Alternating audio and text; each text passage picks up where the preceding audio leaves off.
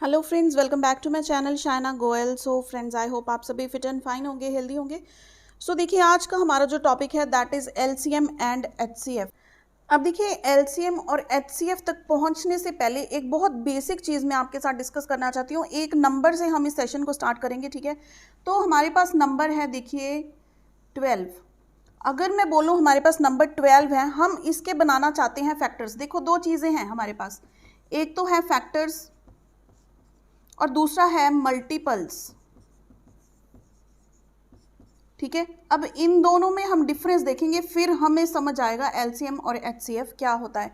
तो 12 के फैक्टर्स अगर हम बनाएं, यानी कि गुणनखंड अगर हम देखें, तो वो क्या होंगे? फैक्टर्स मीन्स कौन सा नंबर 12 को काट सकता है। देखिए कौन सा है, 1 पे जाता है, 2 पे जाता है, 3 4 ज़ा 12, 4 पे भी जाता है, 5 पे नहीं जाता, 6 पे जाता है, फिर सीधा 12 पे जाता है। तो अगर हम फैक्टर्स की बात करें तो 12 के फैक्टर्स कौन कौन से हैं हमारे पास? ये फैक्टर्स हैं 12 के। अगर बात करें मल्टीपल्स की, मीन्स मल्टीपल्स को ना टेबल्स के नेम के साथ याद करो कि मल्टीपल्स का मीनिंग क्या होता है कि 12 का अगर हम इसको किसी नंबर से मल्टीप्लाई करें तो क्या आंसर आ सकता है। तो यहाँ पर हमारे जो 12 के मल्टीपल्स हैं वो क्या होंगे? सबसे पहले तो 12 1 ज़ा 12, ठीक है। ये समझ लो, आपको पूरा 12 का टेबल ही यहाँ पर लिखना है, ठीक है। इसका कोई भी एंड नहीं है, ये जाएगा इन्फिनिटी तक। क्लियर हो गई ये चीज़। एक तो सबसे पहला क्वेश्चन क्या बोलता है कि हम किसी भी नंबर का जो मल्टीपल है, हाईएस्ट मल्टीपल नहीं देख सकते, क्योंकि वो क्या है? इनफाइनाइट, इन्फिनिटी तक जाएगा। क्लियर हो गई ये फैक्टर्स और मल्टीपल समझ में आगे क्या होता है। इससे हम यहाँ पर पहुँचेंगे एलसीएम, लीस्ट कॉमन मल्टीपल, और एचसीएफ, हाईएस्ट कॉमन फैक्टर। और हाईएस्ट इसका क्यों ढूंढते हैं? एलसीएम का। मल्टीपल का लीस्ट ही क्यों ढूंढते हैं? क्योंकि हाईएस्ट हम ढूंढ नहीं सकते, इसलिए हम इसका लीस्ट कॉमन मल्टीपल ढूंढते हैं, ठीक है। एक और नंबर लेते हैं, चलो 18 लेते हैं। यहाँ पे हम लिखेंगे इसके फैक्टर्स और यहाँ पर हम लिखेंगे इसके मल्टीपल्स, ठीक है। 18 के फैक्टर्स क्या होंगे? 1 2 3 6 9 और फिर 18, ये हैं इसके फैक्टर्स। और अगर हम मल्टीपल्स की बात करें तो मल्टीपल्स क्या होंगे इसके? 18, 36, फिर 54, then 72, then 90 and so on, ठीक है। हम नहीं ढूंढ सकते, आगे इन्फिनिटी तक जाएंगे ये। अब देखो, अगर आपको क्वेश्चन जैसे एक नंबर पर नहीं आता, आपको 2 नंबर्स पूछे जाते हैं, ठीक है। उसमें आपने बताना होता है कि आपके लीस्ट कॉमन मल्टीपल यानी कि एलसीएम क्या है या फिर एचसीएफ क्या है।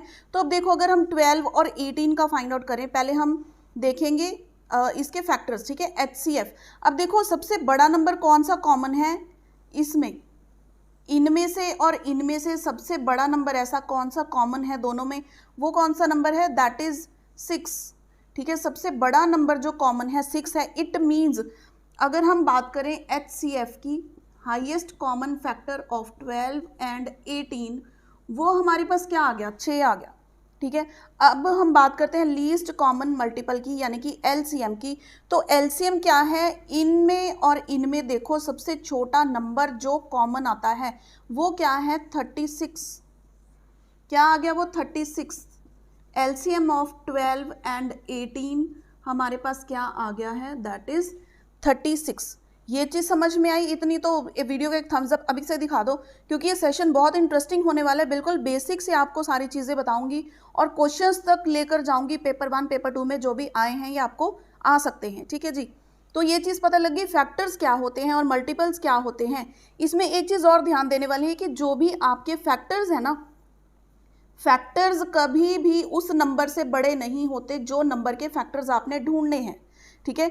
अब इसमें देख लो, इसके फैक्टर्स कहाँ तक जाते हैं? 12 तक। 12 ही ये नंबर है, ठीक है। उसी नंबर तक आकर फैक्टर्स रुक जाएंगे, उसके आगे नहीं बढ़ेंगे।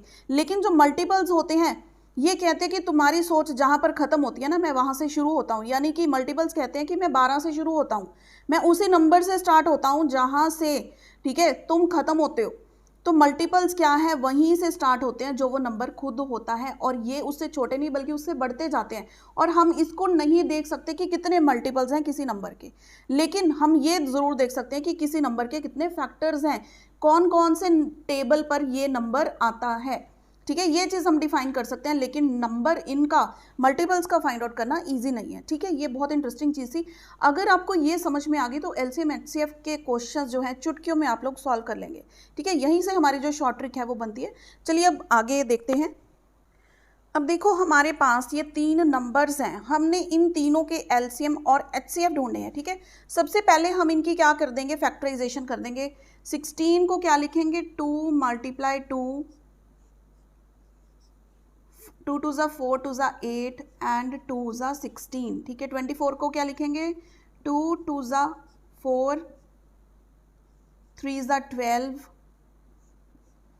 2 ज़ा 24। ठीक है, अब 36 को क्या लिखेंगे, 2 टू ज़ा 4, ठीक है, 4 3 इंटू 3, 4 9 ज़ा 36। अब इनको हमने लिखना कैसे, देखो ये 2 कितनी आ रही है, यानी कि 2 की पावर 4 है। इससे आपको समझना इजी होगा, जो पावर की फॉर्म में मैं समझा रही हूँ ना। अब यहाँ पे 2 की पावर 3 आ रही है, ठीक है, और 3 की पावर कितनी है, 1। अब यहाँ पे देखो 2 की पावर है 2 और 3 की पावर कितनी है, 3 की पावर है 2। अब इन तीनों का अगर हम बात करें एलसीएम की, अब देखो यहाँ पर ना उल्टा होता है बिल्कुल काम। जहाँ पर समझ लो आपने लीस्ट लिखा हुआ है ना, आपने फाइंड करना है हाईएस्ट, लीस्ट कॉमन मल्टीपल। हमने देखा पिछले क्वेश्चन में भी, देखो एचसीएफ क्या आया था हमारे पास, 6 आया था, लेकिन एलसीएम बड़ा आया था, आई थिंक 36 आया था ना। तो देखो यहाँ पर जो फैक्टर होता है ना, फैक्टर हमेशा छोटा आता है, लेकिन जो मल्टीपल हम कहते हैं वो नंबर आता है बड़ा। बड़ा क्यों आता है, क्योंकि अगर हम देखो अगर 2 की पावर लें तो क्या होगा एलसीएम में, 2 की पावर आएगी 4, लीस्ट है ना, लेकिन हमने लेनी हाईएस्ट पावर होती है, क्योंकि 2 की पावर 4 देखो 2 की पावर 2 भी इसको डिवाइड कर सकती है, 2 की पावर 3 भी इसको डिवाइड कर सकती है, तो इसलिए हमने एलसीएम में हाईएस्ट पावर लेनी होती है। अब नेक्स्ट नंबर क्या है, अब 3 की पावर यहाँ पर देखो क्या है, 3 की पावर 0 है, लेकिन हमने लेनी कौन सी पावर है, हाईएस्ट पावर, 3 की पावर 2, यानी कि ये हमारे पास क्या हो गया, 16 मल्टीप्लाई बाय 9। ठीक है, ये आ गया हमारे पास। अब एचसीएफ क्या लेंगे, हमने लिखा होता है हाईएस्ट, लेकिन हमने लेना क्या होता है, लोएस्ट, क्योंकि ये क्या है, फैक्टर है, मल्टीपल नहीं है। तो देखो लोएस्ट क्या है हमारे पास, 2 की पावर 2, ठीक है, 2 की पावर 2 हाईएस्ट है, और 3 की पावर लोएस्ट हमारे पास कितनी है, दैट इज 0। तो हमारे पास इसका आंसर कितना आ गया, 4 आ गया एचसीएफ। ठीक है, इन तीनों का हाईएस्ट कॉमन फैक्टर जो है वो एचसीएफ है। अगर हम इस मेथड से ना देखें, हमने जो मेथड यहाँ पे किया था ना, वैसे देखो हाईएस्ट कॉमन फैक्टर क्या आएगा, यहाँ पे 4 है, ठीक है, 4, 3 इसमें है, इसमें नहीं है, तो देखो हाईएस्ट यहाँ पे हम कॉमन देख सकते हैं, तीनों में से कॉमन चीज़ें जो हैं हाईएस्ट वो मार्क कर लो, तो वो क्या बनता है, सिर्फ 4 ही बन रहा है डायरेक्ट। ठीक है, तो इस मेथड से आप करेंगे, ये तो सिर्फ समझाने के लिए था ताकि आपको पता लगे एलसीएम क्या है, एचसीएफ क्या है। ठीक है, तो एचसीएफ आप ढूंढेंगे कैसे, लिखा होता है हाईएस्ट और होता है बिल्कुल उल्टा कि हमने लोएस्ट पावर उस चीज़ की लेनी होती है, तब एचसीएफ आता है। और एलसीएम कब आता है, जब हम हाईएस्ट पावर्स लेके अपना एलसीएम ढूंढते हैं। ठीक है, ये चीज़ क्लियर हुई। ये थी आपका जो मैंने 3 आपको चीज़ें बताई हैं, उनमें से सबसे फर्स्ट फॉर्मूला कि एलसीएम ढूंढने के लिए हाईएस्ट पावर यूज़ करनी है और एचसीएफ ढूंढने के लिए हमने लोएस्ट पावर यूज़ करनी है। अब देखिए नेक्स्ट जो हमारे पास है फॉर्मूला नंबर 2, वो है फ्रैक्शंस के लिए। अगर आपको नंबर्स फ्रैक्शंस में दे दिए जाएं, चलिए एक एग्जांपल लेते हैं। ठीक है, आपके पास 3 नंबर्स दिए हुए हैं, हमने इनका फाइंड आउट करना है एलसीएम। ठीक है, नंबर्स हैं आपके पास 1/2, 3/2 एंड 9/4। ये 3 आपके पास नंबर्स हैं और हैं कि इसमें ये फ्रैक्शंस में, फ्रैक्शंस का जो टॉपिक है ये हम अच्छे से कर चुके हैं। ठीक है, तो ये बताइए सबसे पहले मुझे कौन सी फ्रैक्शन है, ये है प्रॉपर फ्रैक्शन, ये क्या है इम्प्रॉपर फ्रैक्शन, और ये भी क्या है इम्प्रॉपर फ्रैक्शन। ठीक है जी, साथ साथ में फ्रैक्शन भी रिवाइज हो रहा है। तो फ्रैक्शन में हमें दिया हुआ है और हमने इसका क्या फाइंड आउट करना है, एलसीएम हमने इसका फाइंड आउट करना है। तो एलसीएम फाइंड आउट करने का फॉर्मूला क्या है, आप फाइंड आउट करेंगे एलसीएम ऑफ न्यूमरेटर, इन सभी के न्यूमरेटर्स क्या हैं जो ऊपर हैं, दैट इज 1, 3 एंड 9। इनका अगर हम एलसीएम फाइंड आउट करें तो क्या आएगा, 9 आ जाएगा। ठीक है, एलसीएम इनका क्या आएगा, 9 आ जाएगा। तो अब देखो अगर हम एचसीएफ फाइंड करें डिनोमिनेटर्स का, डिनोमिनेटर्स में से हाईएस्ट कॉमन फैक्टर, यानी कि हाईएस्ट नहीं, हमने ढूंढना लोएस्ट। लोएस्ट नंबर जो तीनों में है वो क्या है, 2 है ना। 4 को हम क्या लिख सकते हैं, 2 मल्टीप्लाई बाय 2, ये चीज़ लिख सकते हैं ना। तो एक 2 है कॉमन जो सभी में है, तो यानी कि डिवाइड बाय क्या हो गया, 2 हो गया। तो हमारा आंसर क्या बन गया, यही तो हमारा आंसर है 9/2। ठीक है जी, तो एलसीएम इसका क्या हो गया, 9/2। चलिए अगर हमने इसी का एचसीएफ फाइंड आउट करना है तो एचसीएफ कैसे फाइंड आउट करेंगे, देखो फॉर्मूला लिखा हुआ है आपके पास, एचसीएफ ऑफ न्यूमरेटर्स यानी कि 1, 3 एंड 9 का एचसीएफ फाइंड आउट करो। एचसीएफ क्या होगा, हाईएस्ट है, लेकिन ढूंढना क्या है हमने, लोएस्ट। 3 की पावर 0, 3 की पावर 1 या 3 की पावर 2, यानी कि 3 की पावर 0 दैट इज 1। ठीक है, अब डिवाइड किसके करेंगे हम, एलसीएम ऑफ डिनोमिनेटर। एलसीएम क्या होगा, 2, 2, 4। लीस्ट है लेकिन फाइंड करेंगे हाईएस्ट, ऐसा नंबर जो सभी को, जिससे सभी नंबर्स डिवाइड हो सकते हैं इजीली, यानी कि डिवाइड बाय क्या आ जाएगा, 4 आ जाएगा ना। 2 की पावर 2 है ये, तो यहाँ पे क्या आ गया, 4, यानी कि हमारा आंसर क्या बन गया, 1/4 जो है इसका हाईएस्ट कॉमन फैक्टर। ठीक है जी, ये चीज़ समझ में आई। और क्वेश्चंस देखते हैं इसके रिलेटेड। सो क्वेश्चन देखिए क्या है हमारे पास, the product of LCM and HCF of 3/5 and 8/3 is. अब हमने क्या है, पहले इन दोनों का एलसीएम ढूंढना है, एचसीएफ ढूंढना है, फिर उन दोनों को मल्टीप्लाई कर देना है। तो एलसीएम का फॉर्मूला क्या है हमारे पास सामने लिखा हुआ है, मैंने इरेज नहीं किया, देखो एलसीएम क्या है, एलसीएम ऑफ न्यूमरेटर 3 एंड 8 का एलसीएम क्या होगा, वो होगा हमारे पास 24, और 5 और 3 का HCF हाईएस्ट कॉमन फैक्टर, मतलब सबसे छोटा नंबर ढूंढो, दोनों में कुछ भी कॉमन नहीं है, यानी कि 1 आ जाएगा। तो LCM सीधा क्या होगा 24, और HCF क्या होगा, HCF ऑफ न्यूमरेटर 3 और 8 का फिर से कोई भी कॉमन नहीं है, तो ये क्या आ जाएगा 1 डिवाइडेड बाय 5 एंड 3 का LCM क्या हो जाएगा 15। तो अब देखो LCM मल्टीप्लाई बाय HCF, तो क्या आ गया हमारे पास 24/15। 24 मल्टीप्लाई 1/15 कर दिया ना, ये आ गया। तो ये किससे कट रहा है, 3 से, 8/5। तो हमारा ऑप्शन ए क्या हो गई, करेक्ट आंसर। ठीक है जी, क्लियर हो गई है ये क्वेश्चन। इस तरह से आपको क्वेश्चंस आते हैं और ये बिल्कुल सिंपल आपको लग रहा होगा, क्योंकि आपको ये चीज़ें क्लियर हो गई। अब अगर आपको ये फॉर्मूला नहीं आता, फिर आप सोचो कि आप ये क्वेश्चन किस तरह से सॉल्व करोगे। ठीक है, तो ये चीज़ें आपको पता होनी ज़रूरी है, और आप 2-3 क्वेश्चंस प्रैक्टिस करोगे ना, तो आपके हाथ पे अपने आप ही चढ़ जाएंगी कि अगर फ्रैक्शंस आ जाए तो उसका हमने एलसीएम कैसे निकालना है, एचसीएफ कैसे निकालना है। फिर क्वेश्चन में कुछ मर्जी पूछ लें, स्टार्ट तो आपका काम यहीं से होगा। ठीक है जी, अब हम देखते हैं नेक्स्ट। अब नेक्स्ट देखिए हमारे पास है formula number 3 of LCM and HCF. वो क्या है, हमारे पास अगर 2 नंबर्स हैं, कोई भी ए एंड बी, कोई भी रैंडम 2 नंबर्स हैं ए एंड बी, तो अगर उन दोनों को हम मल्टीप्लाई कर दें, that is equal to LCM multiply by HCF of these 2 numbers. ये है हमारा फॉर्मूला नंबर 3। देखो बच्चों, अगर आप नोट्स बना रहे हो तो डेफिनेटली ये जो मेन चीज़ें होती है ना, ये आप लिख लिया करो, अदरवाइज इनका स्क्रीनशॉट जरूर ले लो, ताकि रिवीजन के टाइम पर आपको ये चीज़ें जो बेसिक फॉर्मूलाज है ना, ये आपका कोई भी मिस नहीं होना चाहिए। तो देखो ये चीज़ समझ में आ गई, समझ कैसे आएगी, हम एग्जाम्पल करते हैं फिर अच्छे से समझ में आएगी।